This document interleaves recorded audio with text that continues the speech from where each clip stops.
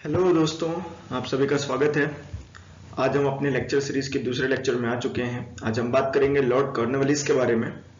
Lord Cornwallis के बारे में बात करने से पहले हम देख लेते हैं कि हमने पहले अपने लेक्चर में क्या पढ़ा था।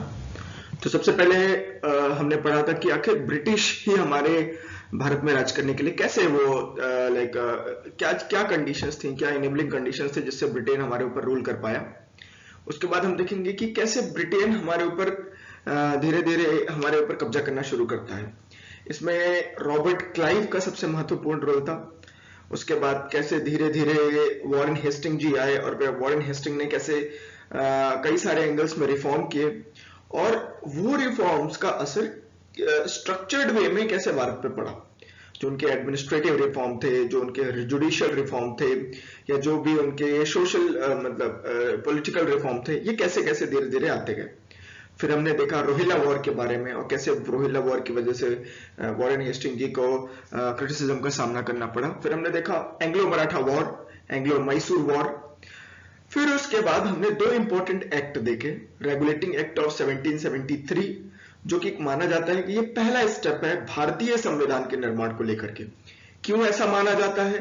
तो पहला कारण ये है कि यहाँ पे जवाबदेही सेट की गई कि इस बोर्ड का ये काम है, और जवाबदेही सेट करने के बाद फिर हमने देखा कि कैसे इसको धीरे धीरे इंप्रूव भी किया गया। जो 1773 का एक्ट था उसमें जो भी खामियां थी, उनमें जो भी कमियां थी, उसको कहीं ना कहीं प्रयास किया गया कि पिट्स इंडिया एक्ट से हम इसको बाहर करेंगे। आगे बढ़ते हैं दोस्तों। अगर हम बात करें कि एक छोटा सा अगर मैं स्नैपशॉट देखूं आप लोगों के सामने कि आज तक के मतलब गवर्नर जनरल ऑफ बंगाल जिसे कहा जाता है, 1773 से लेकर के हम बात करेंगे 1757 तक की, तो कैसे कैसे लोग रहे, कौन कौन लोग रहे, तो ये एक ब्रीफ हिस्ट्री है जिनके बारे में हम देखेंगे। हम वॉरेन हेस्टिंग के बारे में पढ़ चुके हैं, हम देखेंगे लॉर्ड कॉर्नवालिस के बारे में आज की क्लास में। उसके बाद हम थोड़ा बहुत देखेंगे John Shore, then Lord Wellesley, George Barlow, Lord Minto, Lord Hastings, Lord Amherst, Lord William Bentinck, Lord Metcalfe, Lord Auckland, Lord Ellenborough, Lord Hardinge, Lord Dalhousie and in the end Lord Canning. इसमें आप लोग देख रहे होंगे दोस्तों कि मैंने कुछ कलर कोडिंग करके रखी है। ये जो कलर कोडिंग है, ये जो आप देख पा रहे हैं, number 1, number 2, number 3 and number 4, ये जो चार है ये एग्जाम के पॉइंट ऑफ व्यू से आपके लिए काफी इंपॉर्टेंट रहेंगे। तो जब भी हम इनके बारे में पढ़ेंगे, मेरी आप लोगों से गुजारिश रहेगी कि कृपया आप इनके बारे में काफी अच्छे से पढ़ लें। थोड़ा सा बेसिक अगर स्नैपशॉट देखें एक मेमोरी के तौर पे, तो सबसे पहले जो गवर्नर थे रॉबर्ट क्लाइव थे। बेसिकली ये क्लर्क की जॉब कर रहे थे इंग्लैंड में, और जब इनको भारत आने का मौका मिला, ये लगभग भारत तब आए जब भारत में ही नहीं पूरे विश्व में फ्रांस और इंग्लैंड की काफी ज्यादा लड़ाइयां चल रही थी। इवन 7 ईयर वॉर के समय पे भी इनका ही क्रूशियल लीडरशिप था, जिसकी वजह से कहीं ना कहीं इंग्लैंड को जीत मिली और कई सारी ट्रीटीज साइन हुई। लास्ट इनको पहला गवर्नर बनाया गया था बंगाल का दोस्तों। He is called first governor of Bengal. Last governor of Bengal कहे जाते हैं वॉरेन हेस्टिंग। क्यों कहे जाते हैं? क्योंकि 1773 के बाद जो पोस्ट आई उसका नाम बदल कर क्या कर दिया गया? क्या कर दिया गया? पोस्ट का नाम बदल के कर दिया गया गवर्नर जनरल। तो दूसरे जो पहले हमारे गवर्नर जनरल थे, जिनके बारे में हम पहले पढ़ चुके हैं, वो थे वॉरेन हेस्टिंग।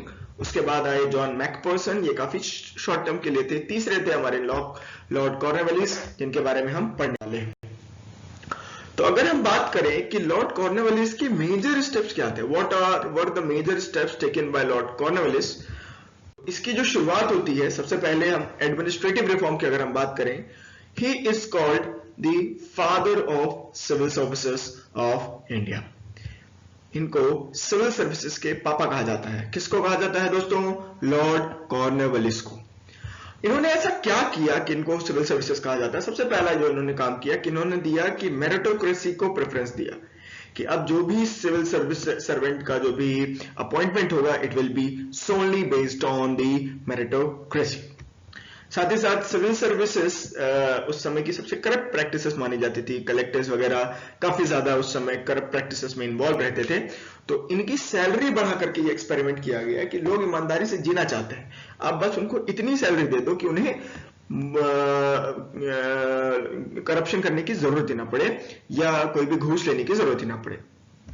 उन्होंने एक और इंपॉर्टेंट काम किया कि चूंकि उस समय कंपनी की स्थिति खराब थी, रेवेन्यूज उतने प्रॉपर जनरेट नहीं हो पा रहे थे ऑन पेपर, तो उन्होंने कलेक्टर को बोला कि भाई आप केवल रेवेन्यू कलेक्शन का काम करें, आप केवल और केवल रेवेन्यू कलेक्शन का काम करें। और उनको जो डिस्ट्रिक्ट जज की जो पोस्ट थी, जो पहले वाले रेगुलेटिंग एक्ट से वारन हेस्टिंग लेके आए थे कि डिस्ट्रिक्ट जज will be like district collector will also be the जज ऑफ द डिस्ट्रिक्ट, उससे हटा दिया गया। ये काफी इंपॉर्टेंट बिंदु है दोस्तों, याद रखिएगा कि किसने कलेक्टर को जुडिशियल पावर से बाहर रखा था, तो वो थे लॉर्ड कॉर्नवालिस। इन्होंने 3 ब्रांचेस क्रिएट की उसी के अंदर, सर्विसेज के अंदर। एक थी कमर्शियल ब्रांच जो केवल कंपनी का काम देख रही थी, एक थी रेवेन्यू ब्रांच जो कि जिसमें कलेक्टर वगैरह आते थे, जिससे कंपनी का रेवेन्यू कलेक्ट होता था, और तीसरी थी जुडिशियल ब्रांच जिसके बारे में हम आगे पढ़ेंगे। रेवेन्यू रिफॉर्म्स की अगर बात करें तो लॉर्ड कॉर्नवालिस ने परमानेंट सेटलमेंट सिस्टम लेके आया। कहां लेके आया उन्होंने? तो उन्होंने लेके आया बंगाल और बिहार में। एक छोटा सा टर्म है दोस्तों, मैं चाहता हूं आप लोग को क्लियर रहे। रियोत जो है, ये जो शब्द है, ये जो हमारे दक्षिण भारत में किसानों को रियोत कहा जाता है। तो अगर आपको कहीं रियोतवारी सिस्टम दिया पढ़े या जमींदारी सिस्टम पढ़े, तो जमींदार का मतलब होता है जो एक ग्रुप ऑफ किसानों का कंट्रोल लेके आएगा। मतलब समझिए कि ऐसे खूब सारे किसान हैं, यहाँ पे एक कोई गांव है, खूब सारे किसान हैं, तो ब्रिटिश गवर्नमेंट सबसे तो कलेक्ट नहीं कर सकती टैक्स, तो इन सभी का एक पूल बना करके एक व्यक्ति को चार्ज दे दिया जाता है, जमींदार जी को, कि आप इन सबसे कलेक्ट करो टैक्स और वो हमें दो। तो ये जो जमींदार होते हैं, इनका रिस्पॉन्सिबिलिटी होता है कि ये टैक्स कलेक्ट करें और ब्रिटिश गवर्नमेंट तक पहुंचाएं। और ये कई सारे ऐसे प्रोविजन थे, इन जमींदारों को पावर दी गई थी कि अगर आप टाइम पे कलेक्ट करते रहेंगे, बढ़िया देते रहेंगे, तो आपको उस लैंड का मालिकाना हक दे दिया जाएगा, जिसको परमानेंट रेवेन्यू सेटलमेंट कहा जाता है। तो इसकी वजह से क्या हुआ कि जैसे ही जमींदारों को पता चला कि भाई अगर बढ़िया टाइम पे अपन सही समय पे सबको इनकम टैक्स कंपनी को पहुंचा दे तो हमें मालिकाना हक मिलेगा, इसकी वजह से कहीं ना कहीं जमींदारों के अंदर एक रिस्पॉन्सिबिलिटी आई और वो कंपनी के पास समय समय पर रेवेन्यू पहुंचाते गए। इससे उन्हें भी फायदा था बिकॉज उनका मालिकाना हक आने वाला था। जमींदार की जमीन तब तक किसी दूसरे जमींदार को नहीं दी जाती थी जब तक कि वो टैक्सेस पे करते रहे। मतलब वो अगर टैक्सेस देना बंद कर देंगे तो उनकी जमीन किसी और को देने का प्रावधान था। तो यहाँ पे जैसे ही जमींदारों को मालिकाना हक दे दिया गया, तो जो रोत जिनकी मैं बात कर रहा हूँ, ये जो रियोत्स हैं, दे आर एक्चुअली किसान है, वो सीधे के सीधे वहां पे काम करने वाले मजदूर बन गए। अगर हम जुडिशियल रिफॉर्म की बात करें तो उस समय जुडिशरी 3 स्टेजेस में थी दोस्तों। पहला था highest civil and criminal court. तो highest civil and criminal court, जिसको क्या नाम दिया गया था दोस्तों, याद करिए, सदर दीवानी अदालत। दीवानी किसके लिए? सिविल के लिए। निजामत किसके लिए? क्रिमिनल कोर्ट्स के लिए। तो ये बेसिकली अब गवर्नर जनरल और उनकी काउंसिल की अध्यक्षता में निर्णय लिए जाने थे। Means they were solely presided over by the governor general. साथ ही उन्होंने कहा कि भाई सारे के सारे अगर केसेस अपेक्स कोर्ट में ही आएंगे, सबसे ज्यादा हाईएस्ट कोर्ट में ही आएंगे, तो कहीं ना कहीं इश्यूज हो सकते हैं। इसके लिए प्रोविंशियल कोर्ट्स का भी निर्माण किया गया। स्टार्टिंग में कुल 4 प्रोविंशियल कोर्ट। यहाँ प्रोविंशियल का मतलब होता है, समझ लीजिए दोस्तों, आज की जो हमारी राज्य सरकारें हैं उनके हिसाब से, कलकत्ता, ढाका, मुर्शिदाबाद और पटना में। और इन सभी में 3 यूरोपियन जजेस को हर एक कोर्ट में रखा गया।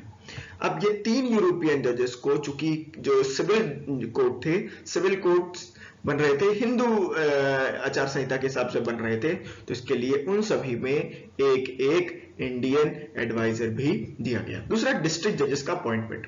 जैसा कि मैंने पहले बताया दोस्तों, जो डिस्ट्रिक्ट कलेक्टर था उनकी शक्तियां कम कर दी गई थी, उनको डिस्ट्रिक्ट जजमेंट देने के अधिकार से हटा दिया गया था।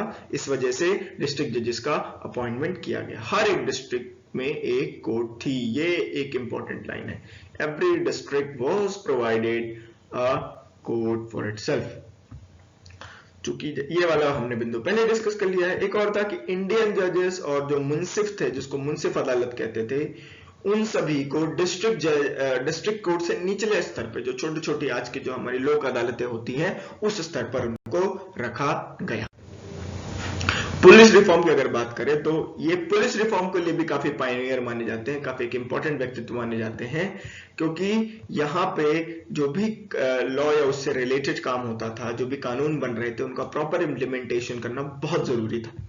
तो ये जो पुलिस थी वो सीधे सीधे डिस्ट्रिक्ट जज के कंट्रोल में दी गई। याद रखिएगा, डिस्ट्रिक्ट जज डिस्ट्रिक्ट कलेक्टर नहीं थे, डिस्ट्रिक्ट जज फॉर द न्यू अपॉइंटमेंट्स।